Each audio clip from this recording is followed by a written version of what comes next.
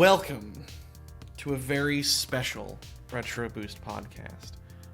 We saw -1. It's good. All right, moving on to the main topic. We almost died. We did almost die. 100%. All right, actually, so just kidding. So it would have been funny if it's like -1 review and like that was it. And we got other things to talk about that I feel Let's like are. talk about the scares. Yeah, I feel like they're more important than the movie. Right. So, first thing I'll say is I have had time to digest my -1 experience. -1's really good.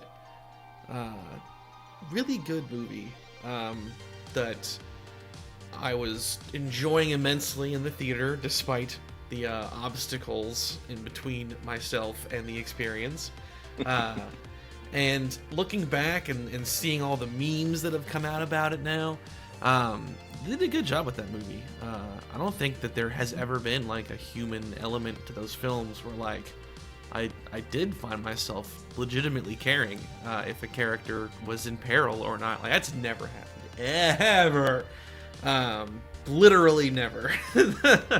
So that's saying something. And then of course Godzilla himself is like probably the most ferocious and primal Godzilla that has ever been on screen. What's your hot take? Yeah, we saw it 48 hours ago, I think, and Yep. it has just kind of dominated like my thoughts. I think we'll kind of dig into all of it, but I thought it was the best Godzilla movie that I've ever seen, and I think that it might be my favorite film this year. Really, I think that a lot of things just really worked. I thought that the setting was really, really good. I liked the environments. Like you said, the human element there was. I thought it was great. I think that I'm assuming we're trying to stay away from spoilers here, but let's avoid major spoilers. I think that's fair. Okay. I thought that the relationship between the main character, and I can't remember her name, but was it Akiko? Was that her name? That's the daughter. The daughter. Okay. The daughter and the woman. I thought that dynamic was just great. I thought that it was emotionally like engaging. I thought that it kind of spoke to the peril of kind of what was going on, because Homeboy just let him stay with him. There wasn't much more to that until later in the film, but yeah, I just thought it was really good. I thought that Godzilla was great. He was menacing. He was destructive. He looked great. Thought the atomic breath was just, man, probably my favorite iteration of that. I just thought it was really, really good, and I'm trying to, anybody that I can tell about that film to go see it in the theaters, I'm telling them, because great movie for sure. I think the best word there that you just used that defines this version of Godzilla is the word like menacing. Like, as I said before, it's like these other Toho movies and stuff. Like you're rooting for Godzilla in the same way that a lot of people root for like slasher villains and slasher films. Like, oh, look at Jason go, like he's the villain, right? But like you like to like him, and I think that's different in this movie. Like I think you as the audience are just as intimidated by him as the characters in the movie are. Like there's a very different energy to that version of Godzilla when he shows up than previous films. Mm-hmm. Previous films, it's like you look forward to seeing him because of the spectacle and because he's cool, and that some monster's about to get his butt kicked. But here it's like very different vibe to it when he's on screen and doing his thing. Mm-hmm. Yeah, and there's we'll go through a lot of it, but I thought the cast was really good too. Me and you had kind of comments throughout about the team that he was on the boat, and it was just a great cast. Like they all filled like a unique role. You could kind of tell that and comedic relief was done brilliantly in a film like that. You know, if this was a U.S. made film, they would have gone from like the comedic element was like a 2 out of 10. They would have gone like a 10 out of 10. Like it would have felt like there's like a Star Wars really film. good there's an terrible. existing example of that in Godzilla movies in America. The King of the Monsters in 2019 had that coffee drinking guy who was like, "It's a bad day to be a Red Sox fan." Like that's what it's like when it's too much. Characters And this annoying. movie handled that really, really well. Yeah, it just they didn't go too far with some of those side elements that a lot of U.S. made films just take to, you know, left field, and they just did a really good job with that. Again, it's kind of hard to have a comic relief element in a film like this when Godzilla is just destroying everything. But the fact that they pulled that off just kind of speaks to one more element that this movie got right. Yeah, there's so many elements here that would have been a huge concern if this was you know, a U.S. made film. That -1 just kills. It just does a really good job. 15 million to make a film like that. Toho is going to be making, you know, the Scrooge McDuck thing when he jumps off the thing into the giant fall of money. That's going to be Toho in like a month, because this movie is going to make them a ton of cash, and it's going to introduce a lot of folks to the series that otherwise may not have seen it. So home run for me, man. Just absolute home run. I can't wait to hear your thoughts on like where it sits for you in like the macro sense, because for me this is my favorite Godzilla film for sure, and I'm not so sure it's close. And like 30 minutes in, I was like, this is really, really well made. Like this is a really, really good film. And at that point, you really hadn't seen a lot of Godzilla like at all. And the fact that they were creating and facilitating this human story that was emotionally gripping, I just thought was great, and it paid off. You had a lot of elements. I mean, I shed a tear in this movie, and it didn't have anything to do with Godzilla at all. And I think that again speaks to, you know, the quality of this film and you and might how not they have been pulled crying. off. That might have been the water hitting your face. Yes, yeah. It wasn't really a cry tear. It was more like, you know, I can't really get into spoilers, but they were just elements that for some, you know, I'm a new parent, so there were elements to this that really, really resonated with me, and a man's willingness to take care of a group and take responsibility for that. And this movie really leans into that, and it resonated with me pretty hard, and I think that speaks to some of why I enjoyed this film so much. I was I was trying to enjoy it. So before I get into my thoughts of the film itself, I think this is the perfect segue. Especially because of your crying thing. So when I just said probably water in the room, there's water in the room. So a lot of things were going on. So between our work schedules and whatnot, the only showing time that would jive with both of our schedules was a thing at this theater I hadn't been to in forever. It's called Regal 4DX.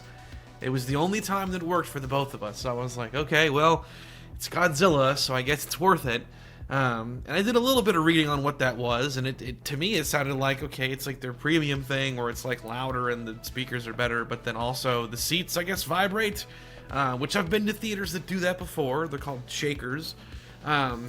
Oh my god. So we get in there, and right away it's like, this is a whole nother beast right here, because the seats are like roller coaster type seats. and they have like little footrest things on them, and it's like these are gonna move. And then like there's like fans on the sides of the room, like big blower fans, like not part of the AC. And there's like these nozzles that have like I think I noticed it first. There's a button on our armrest that said water on, water off. As soon as I saw that, I was like, uh-oh, we might be in trouble here. And you have your bowl of popcorn, and I'm like, the water's on. It's gonna ruin it. Right. Give me some more butter, please. But the best part is that no one in that room was prepared for this. No one. Absolutely no one. This movie, kind of like Godzilla 2000, like hits you with a Godzilla scene like just right away. And like under normal circumstances, that's cool. That's a good thing. But in the 4DX room, that's where it was like a total shock, because the movie opens up with this plane landing. It's this beautiful scene, and the seats start to move, and it's like they move like a little bit up and a little bit down with the plane as it lands, and we're both like, "Oh, this is interesting." And then Godzilla shows up, and there's like a thump in the seats. His footsteps, thump, thump, and then here's where it's like, "Oh yeah, it's like the Shakers." This is what I was expecting. Yeah. But then Godzilla comes like trudging out of the side of the screen and like destroys this guard tower, and the seats like explode. It's so violent. It was like whoosh, whoosh. Like we're getting rocked left and right like so violently. And this woman that was like 2 seats over from me, she had her phone in her hand, and her phone like rocketed out of her hand and like fell on the floor. So she and the person she's with are desperately trying to find her phone, digging around as the seats are like flipping her all around. I laughed myself to sleep that night. I can't figure out like what's the idea here? It's not immersive. It's like anti-immersive. You literally can't be immersed if you're getting thrown around. You need to wear a neck brace. Like, it's crazy, man. Yep. So it's so funny because when we sat in those chairs, we joked at how intense we thought it was going to be, like from a playing around point of view, and it was way more intense than we were playing around about. And it was like. And there's a lot of elements at this film. And there's a lot of scenes that take place on the ocean, to no one's surprise. God. And the seats were like doing this. They were doing boat movements.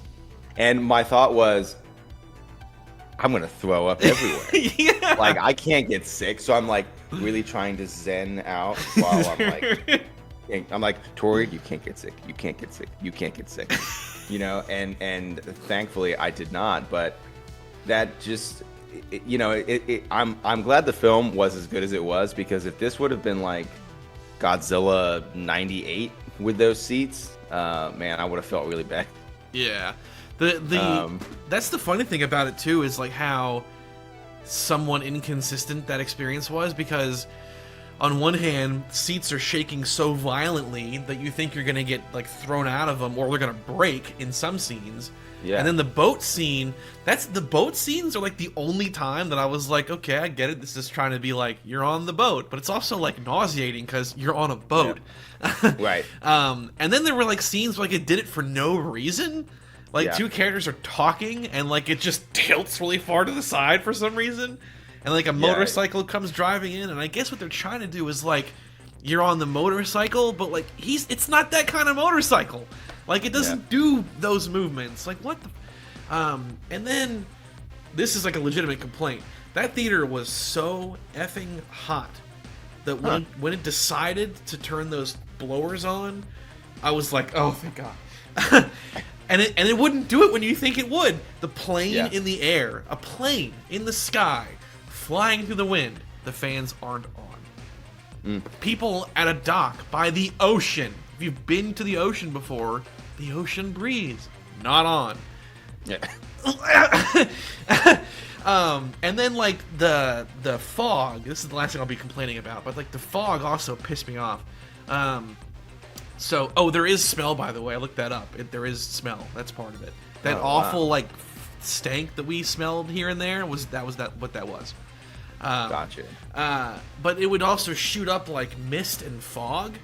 So like Godzilla's foot like crashes down, and then like fog shoots up as if it's the dust. But the problem is it clouds up, and it gets in front of the projector screen, and it hurts the picture quality of the screen. That drove me nuts. Like 5 minutes into the movie, and I was sitting there like, "Oh my god, I gotta find a way to turn this off." Like, and the strobe lights. There were strobe lights too. Yeah. When guns would fire, these strobe lights kick on, and it was like super like hard to watch the screen when that was happening. But I noticed that it just stopped. So we saw someone leave right after the first giant rocketing of the room. Maybe they asked to turn those off. But I loved how everyone screamed, like, not because of Godzilla, but because of the seats. When he first came running in, there was all this screaming and chaos. All the seats are shaking. Yeah, it was. I was surprised that I was never launched out of my seat, to be honest with you. And it's so tough because there was a really like powerful scene, and I felt bad for doing this to Mike, but there was like a really emotional, powerful scene, and the whole time I just kept getting this vision in my head of someone's grandma just being launched out of the seat, and into the rows in front of her, and I just couldn't contain how funny I thought that was. And of course I was like, Mike, what about grandma? Grandma. And you told me you told me that right before that emotional scene. So like during the scene, both of us are trying not to laugh, and I was like, you know that when you try not to laugh and it kind of cracks out of you and you go like, like that, like that's what I was trying to hold back. And that was the one. People were fucking talking the whole time. Yeah. And the one time that everyone is silent is when I'm trying to be like, oh grandma. Grandma, no. Oh god, dude. It was so funny. And the kid behind us who just wanted everybody in the room to know that he knew everything about Godzilla, I wanted to stand up and be like, dude, shut up, please. I heard him. I noticed that too, because he was talking about like other movies, other Toho films, and like, oh, this is this version's versions of this thing. But he was saying things that were wrong too. So I was also just like, you need to stop, because you're not the expert. Yeah. We should have, Well, we just let the room take it. Let the room catapult him. It would have happened eventually. Yeah. Grandma, no. But yeah, I felt bad because that was and I have a tendency to do that. Like the most, like, you absolutely cannot laugh, and I just can't contain it. So that was a really funny moment for me. But yeah, the chairs and just kind of the whole 4DX thing, I thought at first might like hinder the experience, and in hindsight, I don't really think that it really mattered all that much. Now I think that speaks to how good the film is, but I mean, it was cool. Like, would I do that again? Like, would I take my wife to a film that I know is going to be like really like that? Yeah, I think I would. I thought it had a fun element to it. Some of it didn't make sense, like you said.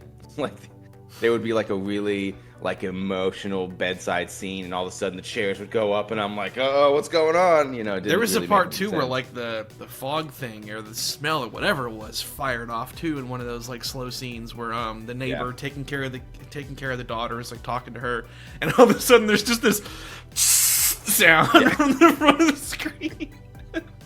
Oh man. But yeah, it was I'm glad that I have the time to kind of reflect on the entire experience, including the 4DX part of it. But I had a really good time. It was a really good film. And the experience was strange, and I don't think anyone in that room knew what was coming, but it was great. I had a really good time, for sure. Yeah, it was definitely hilarious, and I think if the movie was mediocre, it would have heard it a lot more. Yeah. And like I told someone that I feel like I've been traumatized, and like when I get the movie on home video and I'm watching it here, my body's like gonna be expecting to be like thrown around in like certain moments, and it's like one of the really kind of funny things too is that when we left, I asked an employee of the theater, like straight up, like, I need you to like legitimate question, not joking, like, how many people a year, give or take, are like injured in that room? Because you got to understand, like, we're not exaggerating with this grandma thing. Like that could absolutely happen. Like 100%. if your guard is down, you're just loose in your seat. Some of those movements were so violent that I could very easily see someone getting tossed forward. And she gave the funniest possible answer. She's like, yeah, this lady, this older woman got hurt on the stairs. And I was like, the stairs? The one part of the room that doesn't move? Oh, God. I looked it up afterward, too. There's no, like, okay, so firstly, there's no seat belts. And unless I missed it, I did leave the room once before it started, but I'm pretty sure I did miss it. There's no, like, safety video that played, was there? I don't recall seeing one. No. At all. So there's no seat belts. There's no safety video saying, hey, these seats are going to catapult you into the ceiling. And I'm, like, blown away that there isn't. And the only thing I could find about the safety part of it is there's a height requirement, apparently. But I don't recall seeing what it actually was. Yeah, I don't. There wasn't anything by the door. There wasn't. I don't believe there was a preview that had any sort of anything like that. So I don't know. Yeah, I was curious to see, like, because I was just so blown away at how violent the whole thing was. I wanted to know more about it, and I found a video advertising like the technology. And very hilariously in that video, they say the seats are moving, like an animation, the seats moving around, and they're like, we found that it's best if you kind of sort of position yourself in a very specific way and kind of lean forward a little bit. And I was like, you didn't design it right then, clearly, if there's like this intended weird way that you're supposed to sit. Like, just make the chairs different then. Like, what's going on with this, man? Yep. Yeah, no, it was a funny experience for sure. First time that I've ever been to anything like that. Yeah, just got the giggles at the wrong time, and thankfully I got over it, you know. But I kept wanting you to hold your popcorn too. Yeah, because I would have thrown it up in the air. Yeah, that's what I wanted. For sure.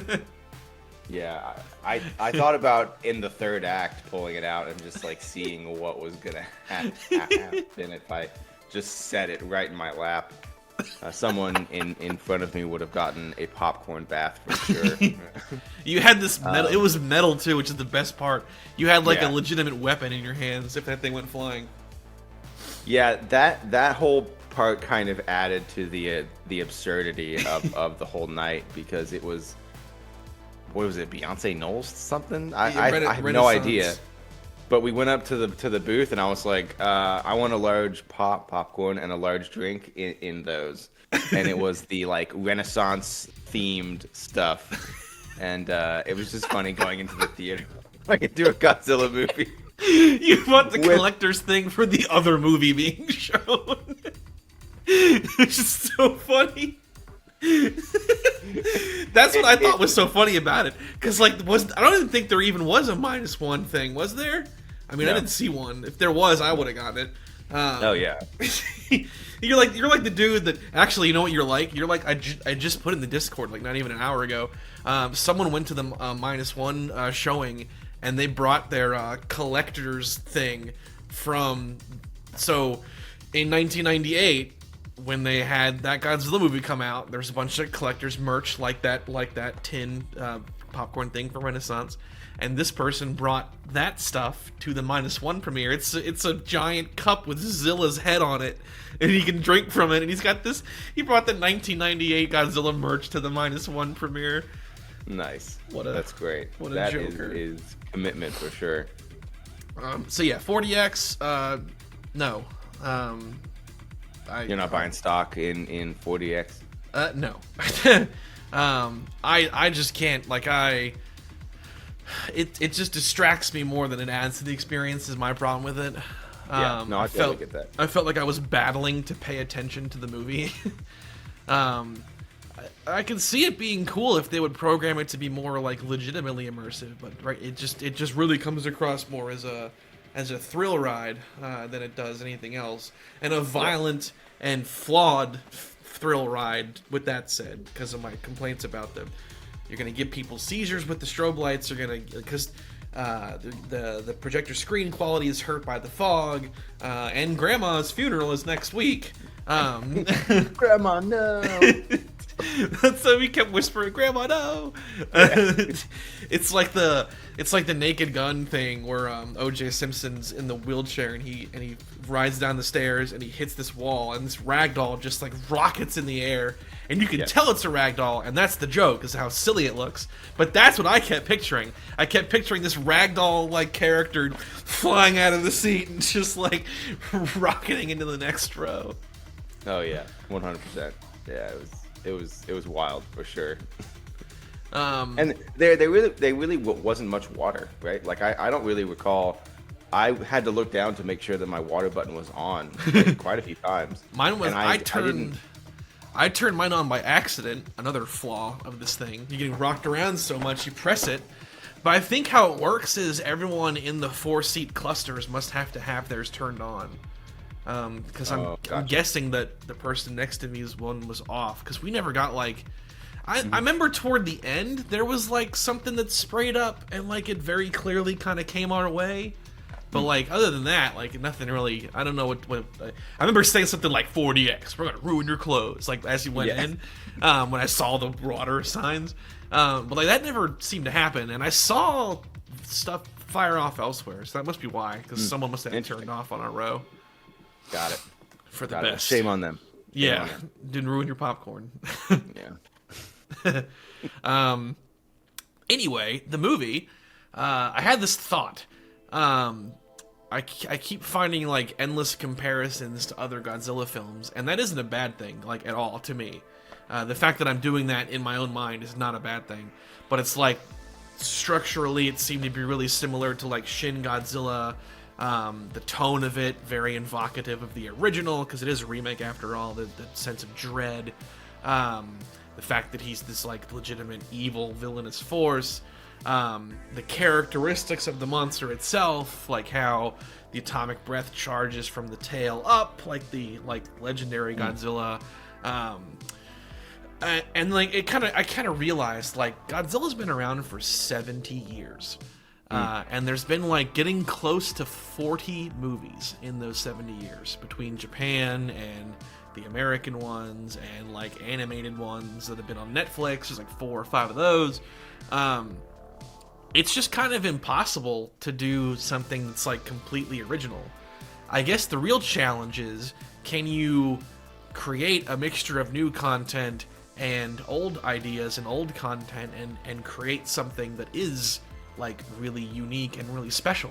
And the answer is yes. You get -1, because despite the fact that I could spend just hours being like, that's from this movie and that's a lot like this movie, it took all that stuff and like made it its own in a very spectacular way.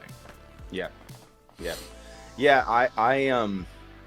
kind of going back to what I said about the setting, for me, 30 minutes into the film, I felt that this was not just a good Godzilla film, but that it was a well-made film that had a really, really engaging, exciting story that didn't have anything to do with Godzilla at all. And that was one of the things about the film that really kind of pushed me into, is this my favorite film of the year?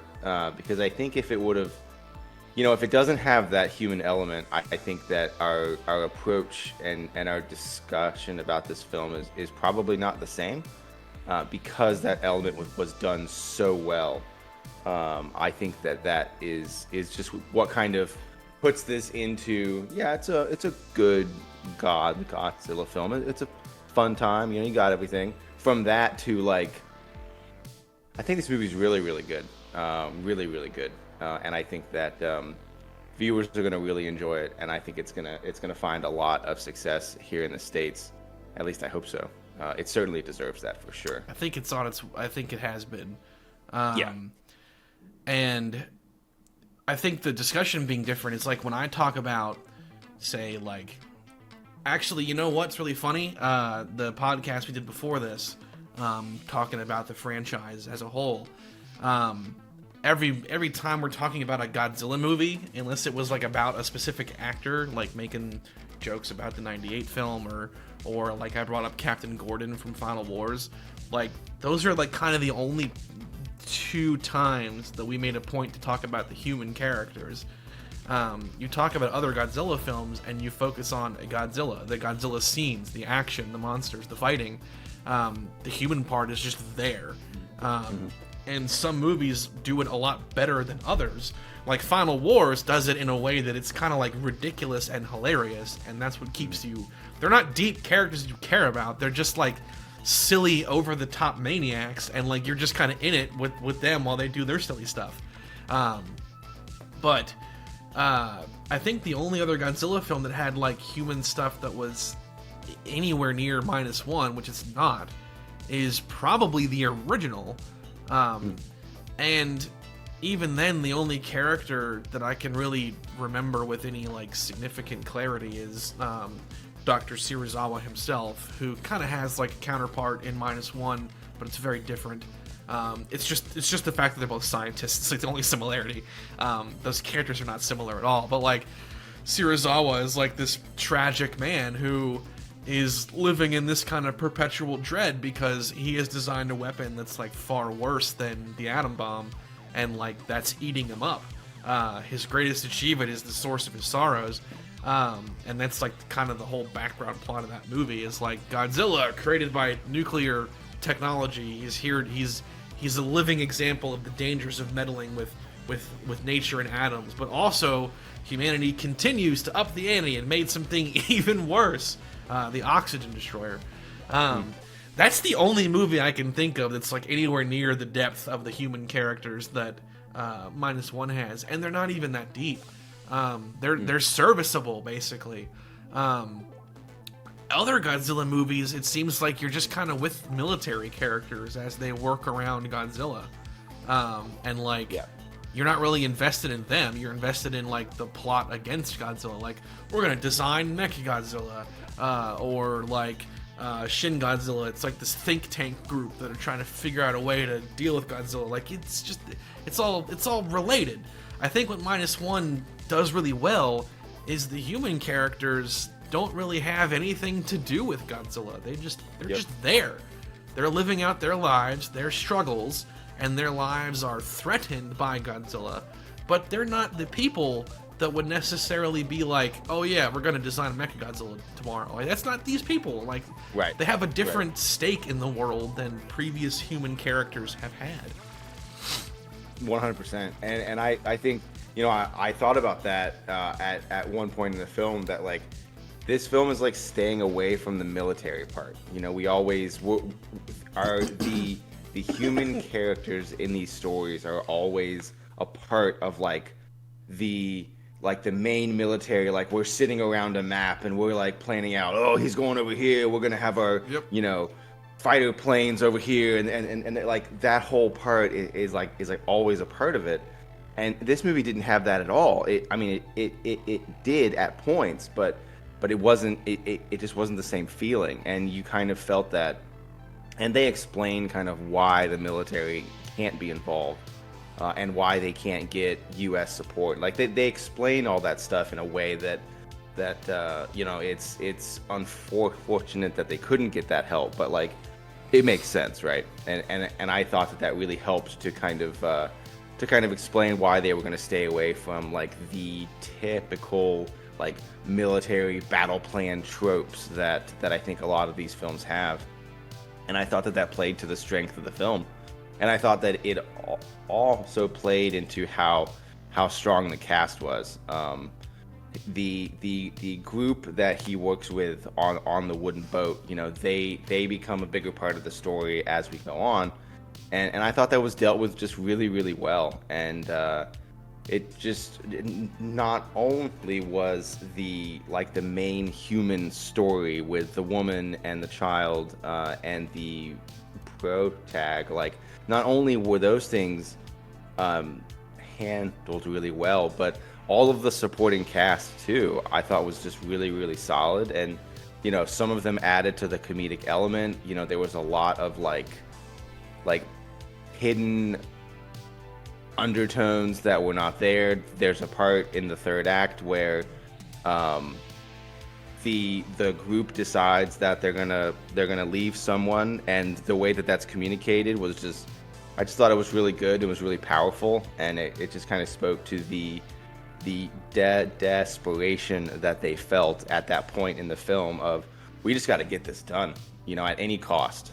And it was just great. You know, it was really, really good. The character development was really, really good. I thought the script was really good. It was just, man, it was a really good time. And me and the wife are going to go see it for sure. I think she would really, really enjoy it. So, yeah. She's going to ask why you're twitching so much. And it's like, the seats aren't moving. It's freaking me out. Yeah, right. We're like, okay, honey, here it comes. Grandma, seatbelt. Yeah. Grandma, no. Oh, man.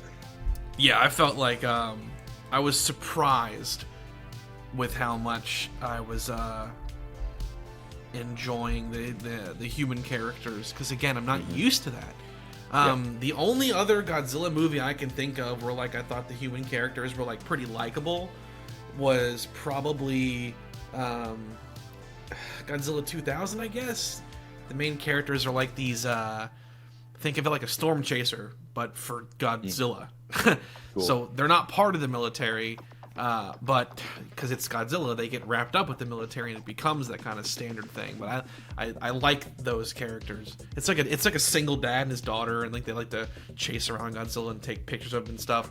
And they got this reporter lady that's with them, and it's like I thought that's a pretty interesting deviation from the norm. But like the problem is they get sucked up into the military stuff toward the end. It becomes the very expected cliche kind of thing. All their charts and stuff, as you put it. So like that, it was interesting. There's a really funny meme that like really sums it up pretty well from Jim Carrey's The Grinch that I sent you, where it was like, it's like Godzilla's in this place. Oh, but Noriko and Akiko, they'll be destroyed, and I care. What's the deal?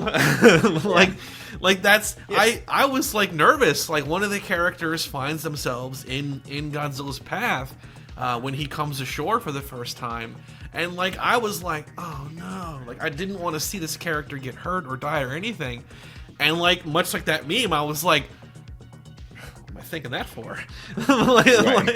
like you do care. The movie did a good job, and that wasn't the only moment where I found myself kind of caring about characters interacting. There's also a part where like the main character reaches out to someone from his past, and the two have a very tense relationship. And I was like vested in seeing how these two interacted at that point in the movie and what that outcome was. And these characters also go through changes too. They have arcs. So it's like, dude, like, you done good. It's amazing.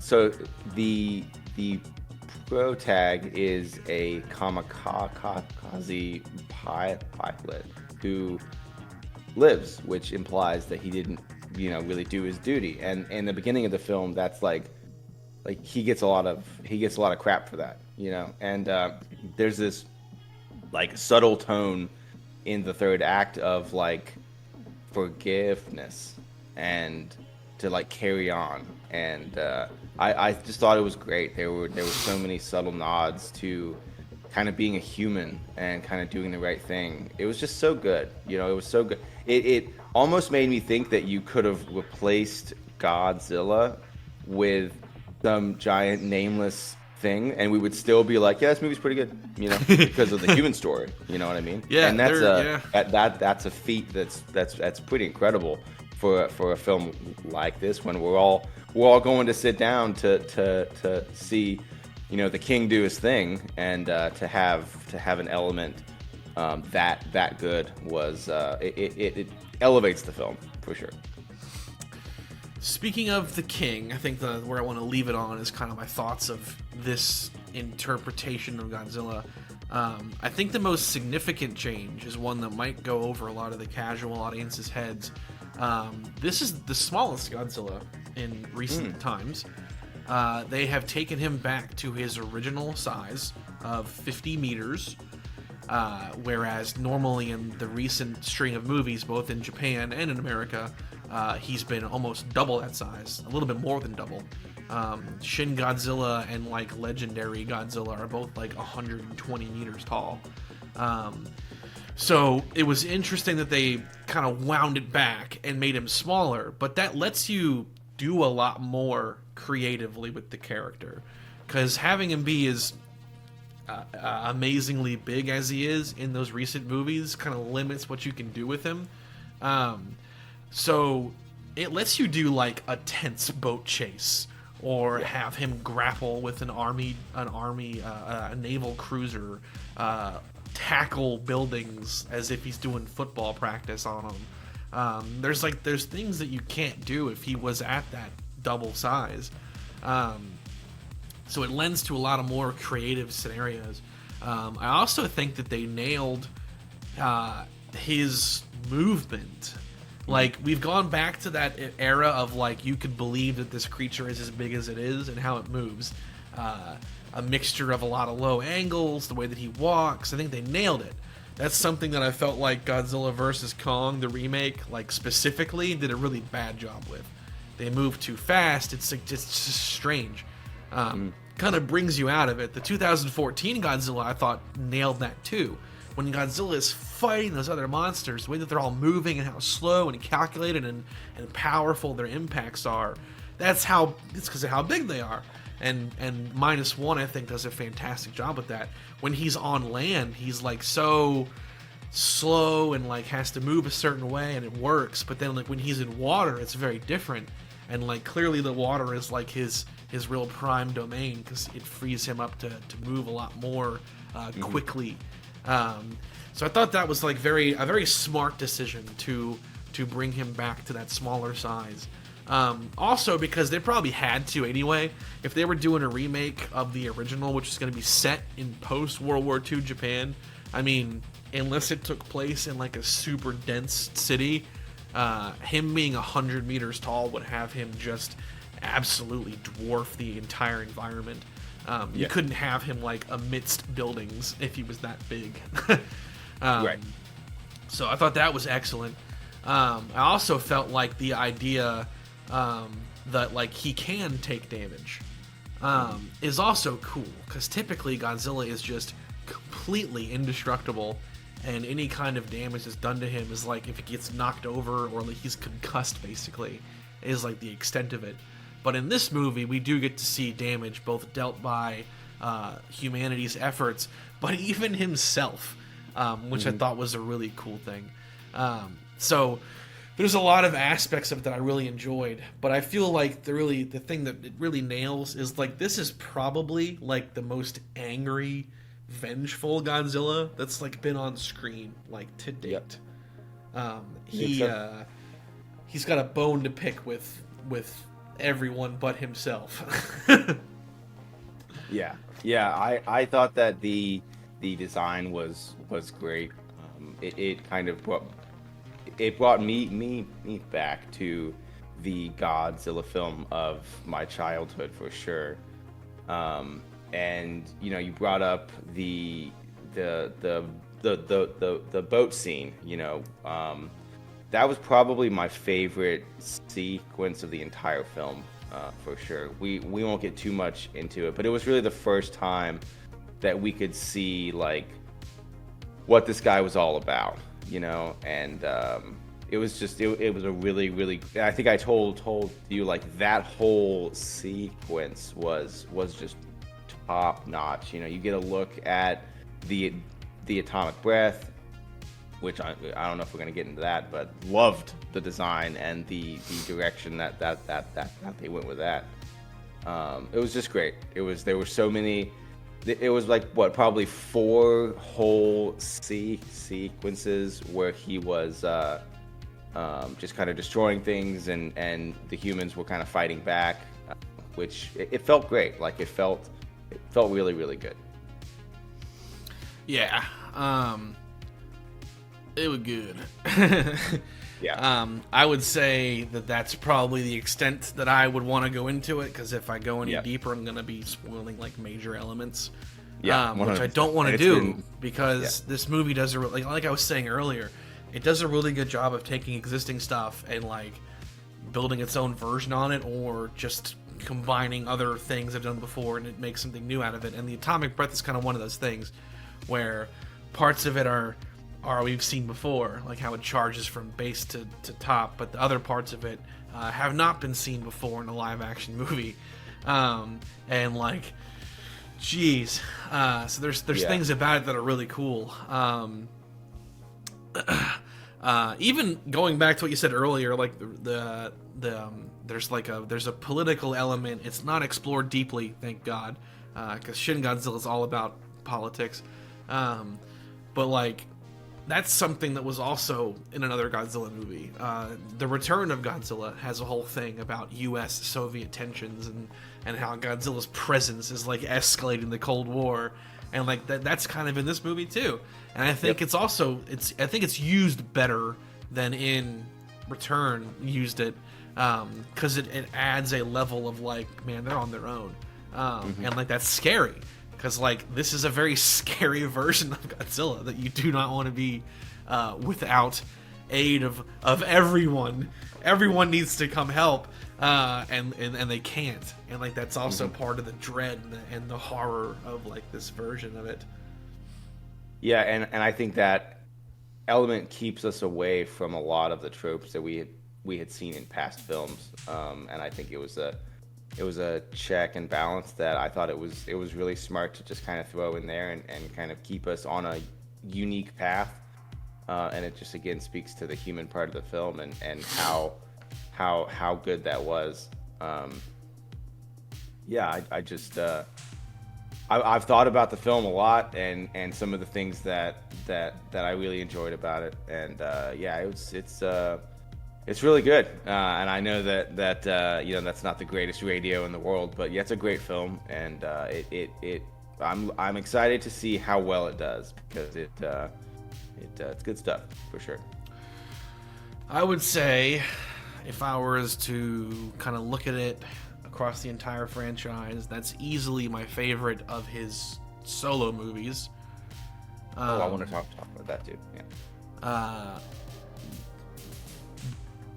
100%. I mean, like, between just the fact that it's able to give us stuff that just wasn't available 20, 30, 40, 50 years ago in terms of like effects and spectacle, but at the same time be extremely loyal to like what Godzilla is, what he does, what should happen in these movies, and then you add to that the human part of it is just so genuinely good. That's easily my favorite of the movies where it's just Godzilla. Before today, I would have said that was Shin Godzilla, because even though I don't care about the human characters in that necessarily, I find the quick pace and satire of bureaucracy that their plot is, it can hold my attention in between Godzilla's appearances. And when he's in that movie, similar to -1, it's kind of like oh my god, like what is this thing and how they're gonna beat it. In terms of just like the greater franchise as a whole, I think I will always like movies where it's Godzilla fighting something else more than Godzilla by himself. I feel like although the franchise was not created with that in mind, that character was just born to fight other things. And I'm looking forward to what Toho has next, because that's what they're going to be doing next, is like supposed to be like a new series of films. That's what they were talking about a few years ago, at least. I hope that's still true, because to see where they're at now with like their effects, their production, that's going to be spectacular. Yeah, you brought up the fact that Godzilla's by himself in this film, and that was a really important kind of data point for me at first, because I'm kind of like you. Like, I want to see kaiju fighting. Like, that's the characters, the monsters, Godzilla, the atomic breath, like all of those things have been what has fueled me, you know, as far as the interest in the IP. And I was concerned going into -1 that am I really gonna enjoy Godzilla being the villain? Like, is that going to be something that I can really enjoy? Because I just hadn't seen a film like that in so long. And -1 gets over that real quick. Like, I got over that almost immediately, and I was like, yeah, this is great. this is great. I'm so okay with this. And it's because of the structure of the film, the way that they utilize the character of Godzilla. It was just that was a data point that I was concerned about, and that was fixed probably within the first like 15 minutes of the film. I was like, yeah, this is good. Yeah, I'm cool. That's good. He's the villain, and I'm totally okay with that. So yeah, was that a concern for you, or had you seen so many prior films where he was the villain that you just kind of knew what to expect? I knew what to expect. It wasn't even a concern. Right. Yeah. Been there, done that. Yeah. And I mean, there are even some of his movies where there is another monster, but that other monster has a very tiny role, so the bulk of it is like what we have in -1. Good examples like Godzilla versus Biollante, which the bulk of that is just Godzilla on his own, kind of going after humanity, and there's tons of great scenes where you're like, oh man. So like, yeah, definitely was not I mean, seeing the trailers and like what he looked like and his overall kind of characteristics that were visible in those trailers, I was like, yeah, this is gonna be intense.